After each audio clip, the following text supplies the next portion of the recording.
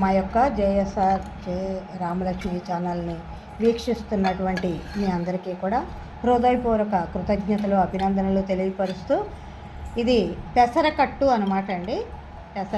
పెసరకట్టు ఎలా చేయాలంటే, పెసరపప్పు కొద్దిగా తీసుకుని దాన్ని బాగా మెత్తగా ఉడకబెట్టాలండి.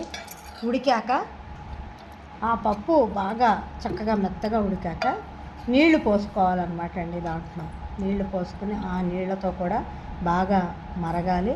మరిగాక చూసారా, ఇలా అన్నమాట అండి, బాగా మరగాలి. ఇందులో చింతపండు వేయక్కర్లేదు, ఏ విధమైనటువంటి ఇంకేమి వేసుకోక్కర్లేదండి. ఆ ఉడికిన పప్పులో నీళ్లు పోసుకుని బాగా పల్చగా పెట్టుకోవచ్చు అనమాట అండి. పెసరకట్టు ఇది చలవ చేస్తుంది, చాలా మంచిది, తొందరగా కూడా అయిపోతుందండి. అలా నీళ్లు పోసి మళ్ళీ మరిగించాక అందులో కొద్దిగా పసుపు, తగినంత ఉప్పు వేసి పోపు అనమాట అండి. తాలింపు అని కూడా అంటారు. పోపు, ఆవాలు, జీలకర్ర, ఎండుమిరపకాయ, కరివేపాకు, ఇష్టమైతే వెల్లుల్లిపాయ లేదా ఇంగు పోపు వేసుకోవచ్చు అనమాట అండి. చూసారా, ఇలా పలచగా ఉంటుంది.